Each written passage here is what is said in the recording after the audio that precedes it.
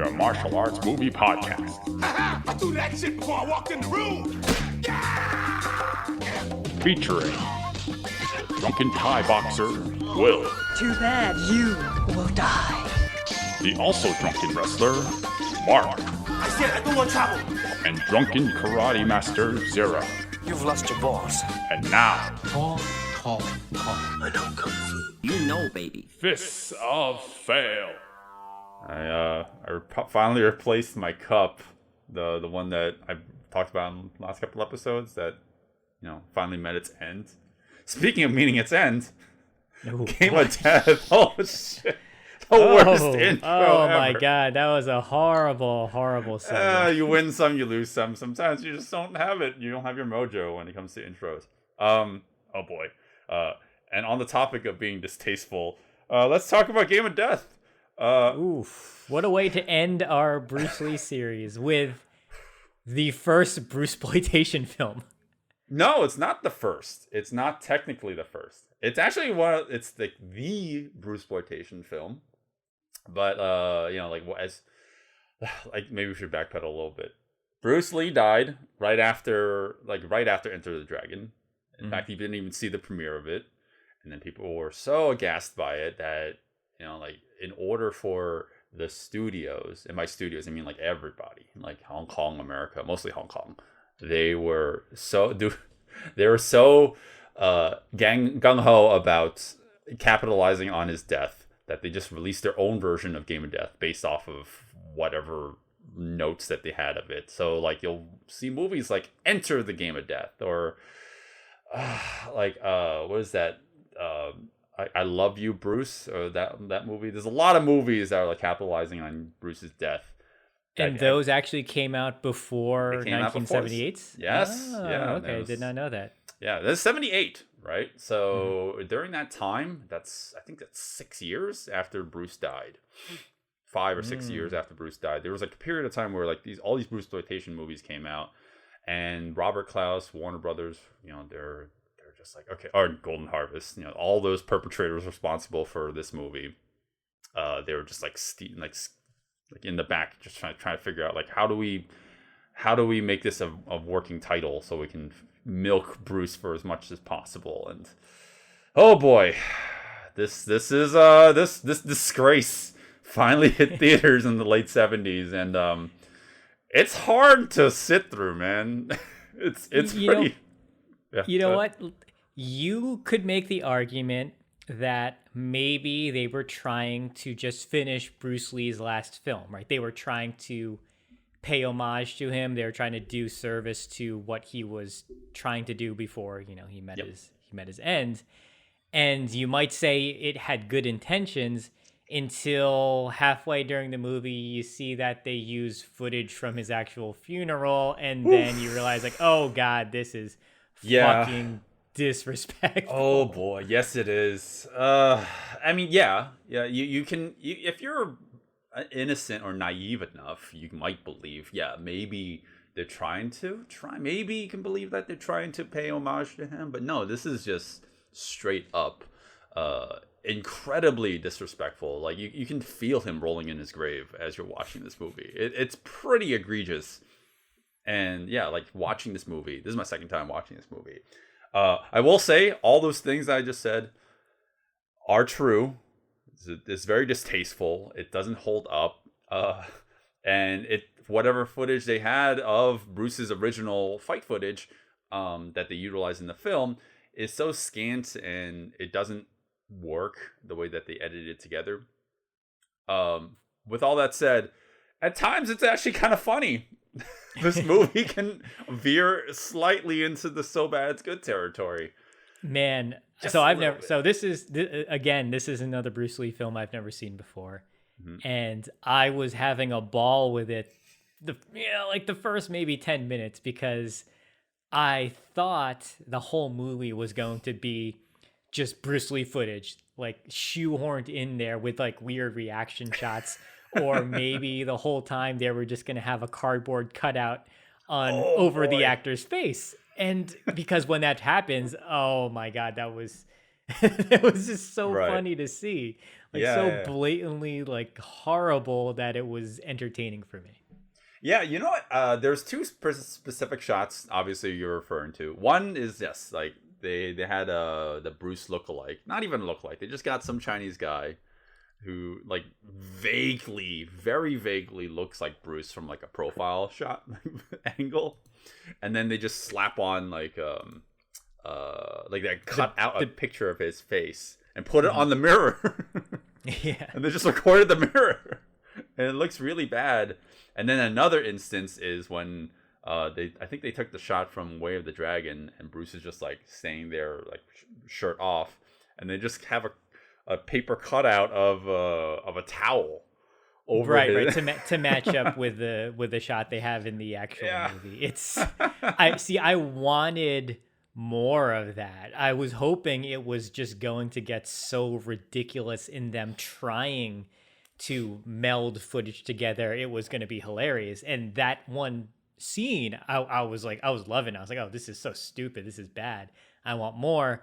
Mm-hmm. But then unfortunately, you can see as the film goes on, they just give up. They don't even care. They do shoot the Bruce Lee lookalike from the back a lot, but then there are times when it's like, okay, that's clearly his face. They're just not even, like I think it was costing more to try and put in Bruce footage than it was to not. So maybe that's why at the end of the movie they just gave up.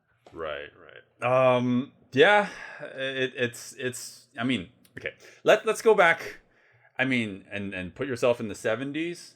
I mean, like, yeah, you're going to this movie, you might not know much because, information kind of spreads very, sparingly. You know that Bruce is dead at that point. So you're going to go into this movie thinking, oh, this is like the long lost film of Bruce Lee. And, like, little did you know that, I mean, a lot of the footage is just recycled from other movies. I mean, literally, the movie opens with the final fight from Way of the Dragon that they just threw in there somehow. Very poorly, like, included in there. But on top of that, like, you wouldn't know that none of the footage with Bruce Lee would be new until you get to the very last 15 minutes of the film. Up to that point, it's just it's just this one guy. Like, everyone knows what Bruce looks like. Everyone knows who Bruce Lee is by this point, right? So, like, you're watching the film. This guy does not. He does not look anything like Bruce. And you're made like it's made painfully aware why this guy's wearing shades, why he has to wear a fake beard for most of the time, why it's woven into the plot that he gets shot in the face in order for him to write around the fact that he looks nothing like Bruce. And you know what's a shame? They should have did that maybe in the beginning of the movie, right? Have the facial reconstruction so that, okay, yeah, we get it. That's not Bruce Lee. It's somebody who looks like Bruce Lee, but he's supposed to be Bruce Lee. So like maybe that could ease you into it a little better. But halfway through, oh God, the fact that they use the footage from Fist of Fury of him jumping at the camera to shoot him in the face, like so distasteful. Man, let's talk about that funeral scene since we're talking about it. It's not even a scene. It is literal actual historical footage of Bruce Lee in his own casket at open wake. You see basically the aftermath of the news being spread in Hong Kong. Like thousands upon thousands of Hong Kongers just gathering to witness his passing. And it's so, I mean, like, the movie itself is very exploitative, but to see that, even knowing full well going into it, and I mean, I'm sure like this is your first time watching the film, right? So like, I don't know, like you probably were.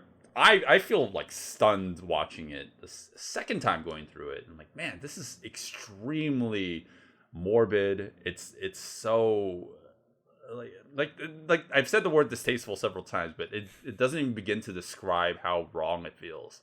Like watching that, it's just like, I know if it was televised, that was actual footage that was on television, but man, like just seeing that and like having it put into a major theatrical release, it just doesn't sit well with me. Like, and I know that was 40 plus years ago, but it's still wrong to this day to see that. Yeah. I mean, you're correct. Extremely distasteful. And I had to really put that out of my mind because, like when you see something like that, knowing that he died, knowing that they're using the real footage, you almost want to turn the movie off because it's like, okay, this is just, it's not right. But I'm we're sitting through the movie to watch it. Plowed through. Yeah, we got to plow through. I guess, so what I noticed is the funeral scenes they shot to intersplice with his real funeral. I was kind of impressed that it meshed well together. I guess that's like all I can say. And then another thing I wanted to add, the actress, what's her name? The Caucasian lady? Yeah, Colleen Camp, I believe her name is. Yep. Man, like she's like going all out in this movie. Like she is so emotional. She's emotional in every scene. She's like crying her heart out at the funeral to the point where I almost I kind of forgot she was in the movie. So when I saw her crying, I almost thought that was just archival footage because the film grain kind of matches. Right. So I was just, but then I realized I was like, oh wait, no, that's not real footage. So I got kind of lost in it for a second. Right. Yeah, I mean, obviously that character is analogous to Linda Lee, the widow of Bruce. And there's obviously, I don't know, the movie does some things to kind of work around, like not making it directly about Bruce Lee, right? Like, so the character's name is Billy Lowe. And I mean, it's not directly about him, but like the fact that a lot of the story revolves around his fake death, but using Bruce's real funeral footage. It's like this is basically a movie about Bruce. And on that topic, I'm glad that some folks who were part of Bruce Lee's original productions, they bowed out, like Kareem, Chuck Norris. I mean, Chuck Norris even threatened to sue for this movie. But then we have other people who are just were part of this movie, and not to say that some of them weren't part of Bruceploitation films, like the Weasley guy, I forget his name, who was in Way of the Dragon, the treacherous Asian dude. He's been in a bunch of Bruceploitation films, but to be part of this one just feels incredibly wrong. Like Bob Wall, who was in Way of the Dragon and Enter the Dragon. Yeah, he's in this movie. And Samo, the fact that Samo is part of this production as well, oh man, it doesn't sit well with me. And why did you go? Why were you part of this production, man? Right. I mean, I'm trying to understand, people need a paycheck. Yeah. It's your morals versus money. Mm-hmm. So I obviously you want to take the high road and say oh, no one should have been involved in this, obviously. Sure. But at the same time, people need to get paid. If they're gonna get paid well for this, then I mean, I hope it's a fucking trash fire. Yeah, I mean the end result is the way that it is. Although I have heard that Game of Death 2, which maybe we'll talk about one day, and I don't want to go on tangent too much. I heard that that's a significantly better film, so maybe this will be a good segue into. I mean, this will set the bar for what the Game of Death movie should be like, and then we'll maybe talk about the Wesley Snipes Game of Death one day. Oh, I watched that. That's very weird. Okay. Not horrible, but not good. Yeah. Okay. All right. Well, back to this trash fire. Well, we're covering today because, I mean, unfortunately, this is how we have to cap off Bruce's very short filmography, his very short film history. But I wanted to talk about this movie not only because of that, but also maybe we can look at it from a more objective standpoint. But then I watched the fight scenes. I watched the movie as a whole. It's kind of boring. Will, what's the movie about? Oh my God, no! I watched. Oh man, the first time I watched this, I could not understand what the fuck was going on. Well, something about I don't know. okay.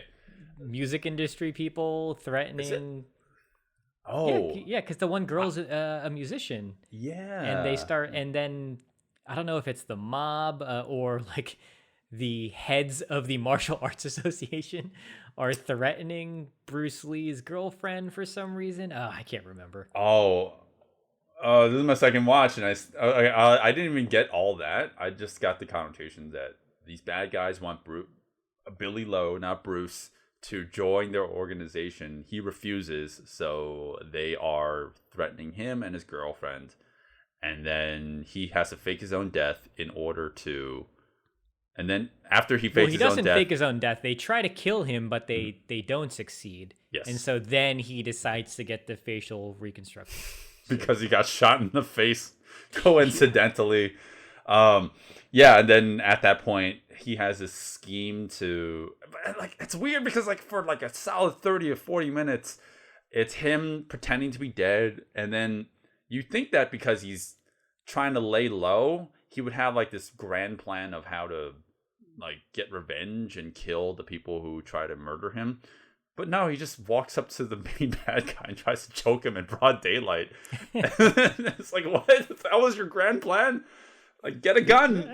I mean, not a bad plan. He almost succeeds. No, well, I mean, he doesn't, because like a bunch of people just like the old man's like, guards, somebody help me, and then everyone just kind of dogpiles Bruce Lee, or I mean Billy Lowe. In that particular scene, the one of Jackie Chan's stunt folks is actually in the movie. Yeah, Mars. Mars, yeah, I forget his name. Yeah, but he was in that too. I'm like, oh look, very young dude. Man, another name. Sorry, go ahead. Yeah.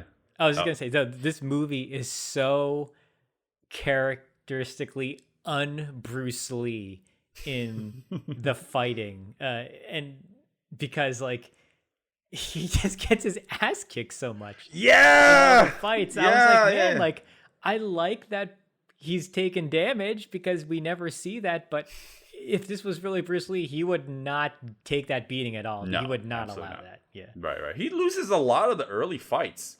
And that's a major sin for not because of Bruce Lee, but because I never understand how he gets good at the end.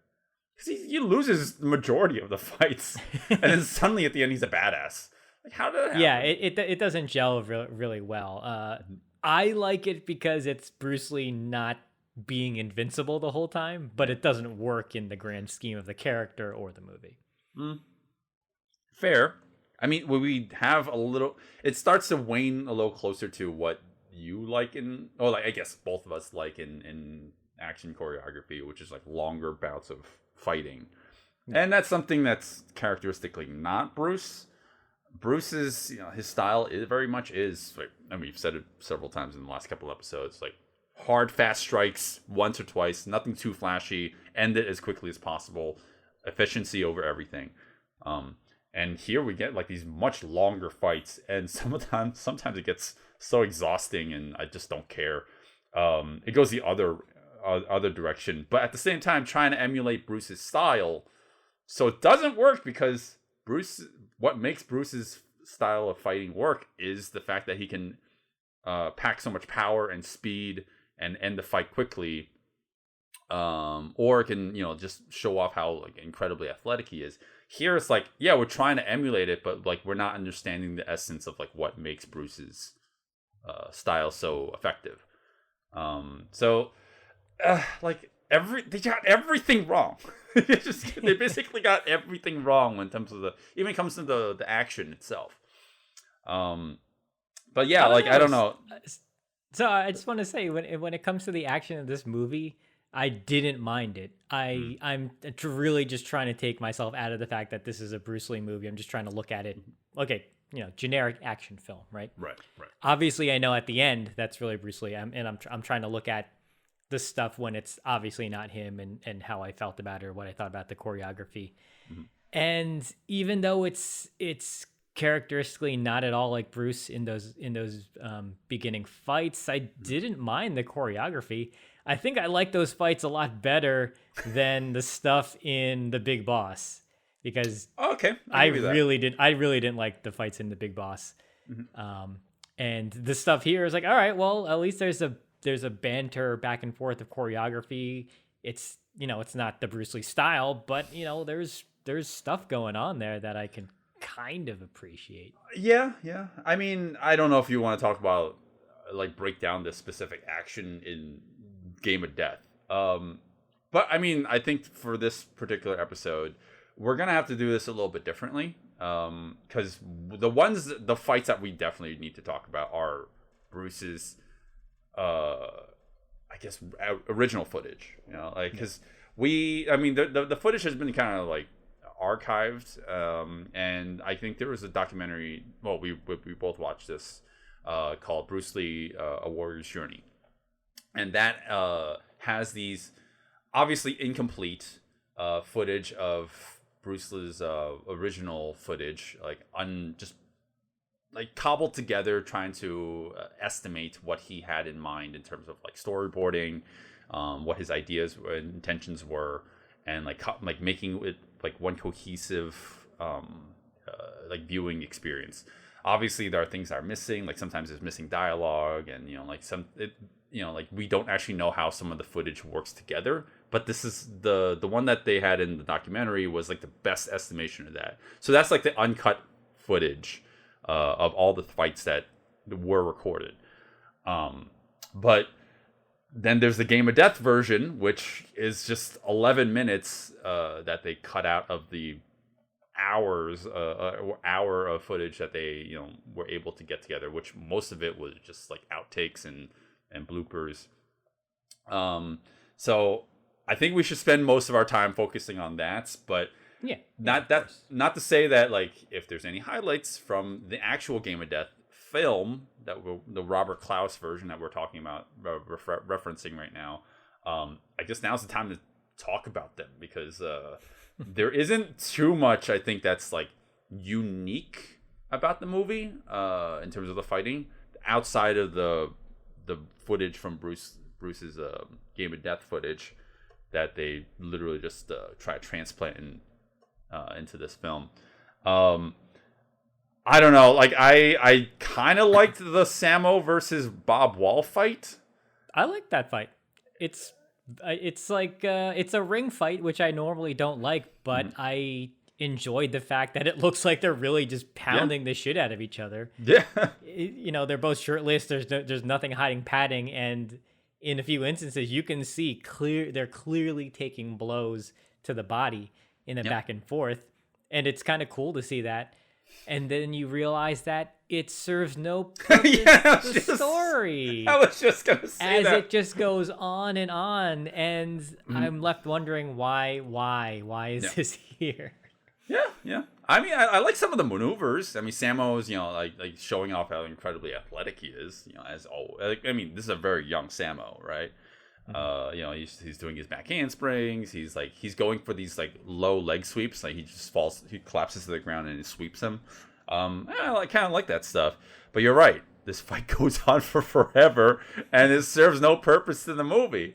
I don't even know why it happens. I'm watching the movie, and all of a sudden, Sammo's in the movie, and he's fighting Bob Wall, who was introduced in the movie as a villain. Well, that's what I was saying. I think the story point is something to do with this martial arts tournament that the bad guys were a part of, and I couldn't figure out exactly what the purpose was. So, so annoying. This, I guess in a more modern film, they wouldn't even have this as a fight. They would just have like Bob punches Sammo. Like we cut to like the end of the fight. Bob would of course, end Sammo, and then we cut to the locker room. And that's where Bob is accosted by... Yeah, that's supposed to be the real fight. The real fight between Billy Lowe and Bob Wall is shorter than the fight between Bob Wall and Sammo. So it's kind of like But this upsetting. fight does intersplice footage of Bruce Lee, which is kind of hilarious, especially when Bob Wall punches Bruce Lee and we get an actual reaction shot of Bruce Lee like getting smacked around. Yeah. Oh, man. Oh, so man. good. You know what this movie reminds me of? There's a YouTube channel called Dark Simpsons. Man, that's my shout out to that channel. It's great. They just take footage of the Simpsons and just like like out of context, put them all together, and then like make the theme or of the short episode really dark. Like it's really fucked up at times. But the backgrounds are always different. There's like wearing different clothes sometimes. It doesn't work. This is what this movie is. Like Bruce is like suddenly shirtless for no reason. It doesn't matter because it works for the footage.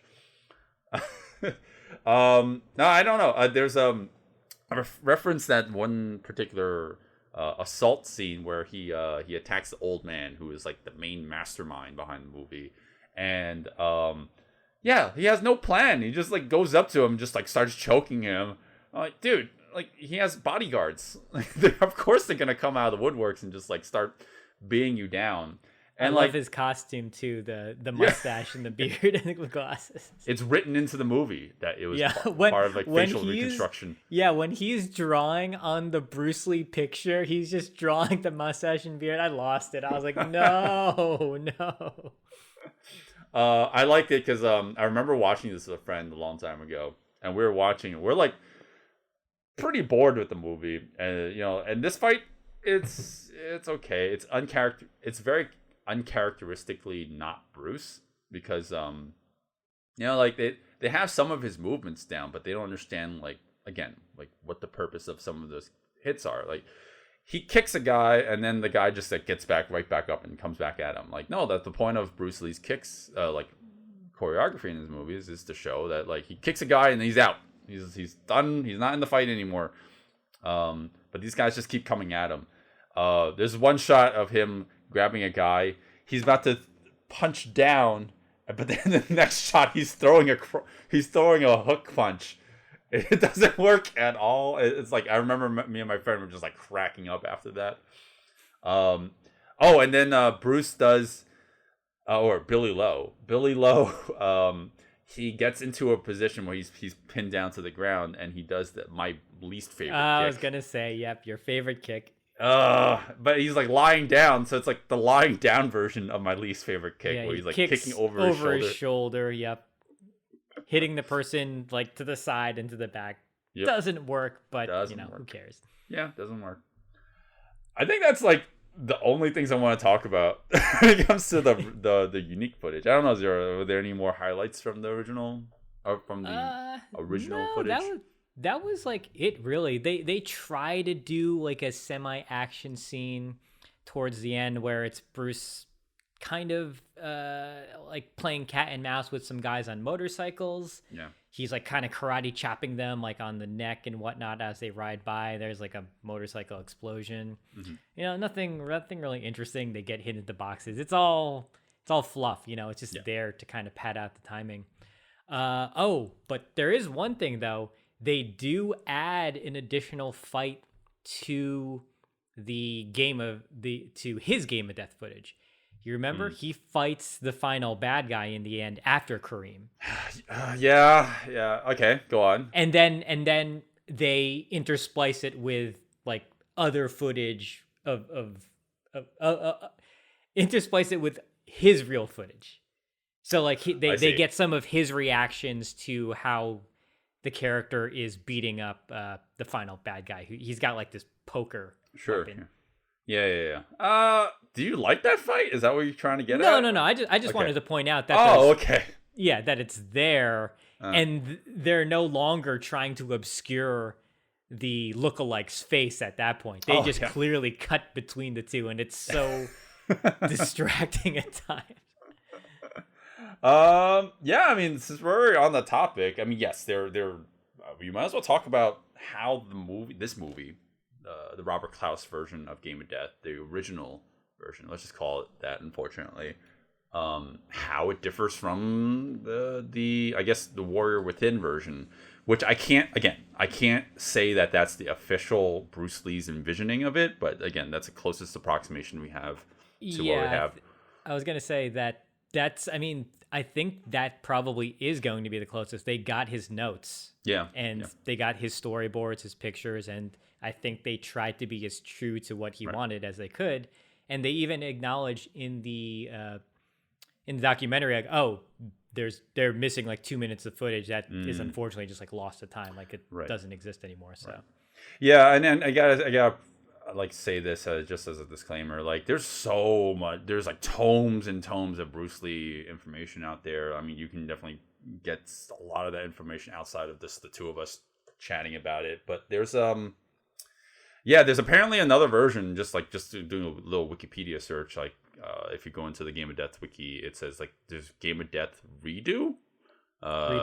Redux, whatever. I don't know. I never know how to pronounce that. I think that's part of the Criterion collection, and my understanding is they got all the film footage. I think they're just redoing what the Warrior's Journey. Yeah. Yeah, it's just another person doing their edit on it. Oh, Probably updating sound effects or updating it to at least like HD quality, right? Because the Warrior's Journey, that's DVD. Like, you can see how low it is at times when they use like good footage versus like really bad like film footage. Oh, right. Yeah, I noticed that too when we were watching it. I mean, aside from like film quality, I'm just wondering if like they changed anything with the plotting, the pacing.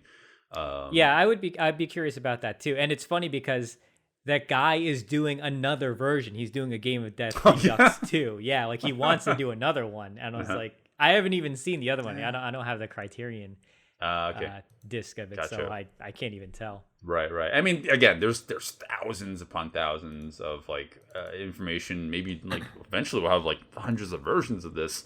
So I mean, we'll just cover Game of Death and then Warrior's Journey. Warrior's Journey being the closest to Bruce's vision as far as we can tell. That was back in 2000. So we'll see if that's has changed since. But I guess we'll go into the action breakdown. This is where things actually get good. Hey guys, thanks for listening to the podcast. We're at the point where we give our recommendations, but there's a whole wealth of audio you would be listening to here if you follow us on Patreon. There you can listen to the entire episode, including an exclusive action breakdown of the fights in the movie. And now on to our final thoughts. Yeah, and then that's the travesty. Game of Death? That's the travesty that was Game of Death. And that's Game of Death. And that's Game of Death, which is Bruce's original movie, or the one that we watched in the Warrior's Journey. Very curious, but we'll never know what Bruce's original intentions were with the movie. But I'm very interested in this because of the fact that Bruce shot these first and then was thinking, I'll make a movie around this afterwards. Most of the time, people don't do that.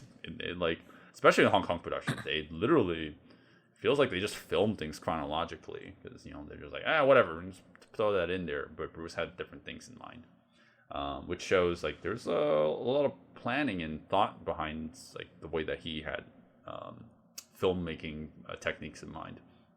But I'm wondering like what the rest of the film would be like. This definitely feels like the climax of the movie, right? Like this feels like how a movie would end. I'm pretty sure this is supposed to be the climax, and there's probably supposed to be just like a whole bunch of story before it, explaining the characters, explaining their relationships, why they need to go to the pagoda and scale and get to the top and all that. Yeah. But we'll never know, unfortunately. I don't think this is the best way to write a movie. Action scenes first. Fill in the dialogue and the character stuff later. I mean, I'm sure people have done it, but I don't recommend to do it like that. I think it's a short film because like this is all we have to get to work with, right? As a short film, I think the movie's pretty okay. You can like take all the footage. I mean, that's what they exactly did in Warrior's Journey. They made it a 30-40 minute film. And then has as is. They could do a little bit of Robert Klausing and just throw in a little bit of setup shots in the beginning. And I think that's what they have in other versions too, where it's like, oh, here's like the like early setup. Like here's a mission. Have Bruce go into a pagoda, and then he fights a bunch of people. Just whatever MacGuffin's at the top, who cares? And at the end, he beats Kareem, and then the short's over. I mean, I think the Warrior's Journey, does a good job. Like, I think itself is a pretty good short film. I don't think they need to like expand on this anymore. Like, this idea of making a full feature-length movie out of this footage should be out of everyone's mind forever. Don't make a feature length movie out of the little bit of footage that you have of Bruce. Too late. Too late. They already did, and it's called Game of Death. Oh man, it's pretty bad. It's pretty bad. And yeah, like Robert Klaus, like he only worked with Bruce the one time. Like he didn't understand what made Hong Kong action so good.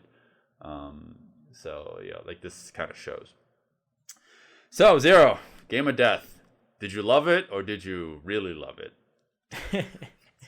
I was amused, but very confused with the actual plot of it. So I kind of checked out. I had to just keep on looking at my phone because I was just like spacing out during a lot of it. Mm-hmm. I wish, like I mentioned earlier, that they went overboard with trying to intercut real footage of Bruce Lee into the movie, because I thought that was hilarious in the beginning.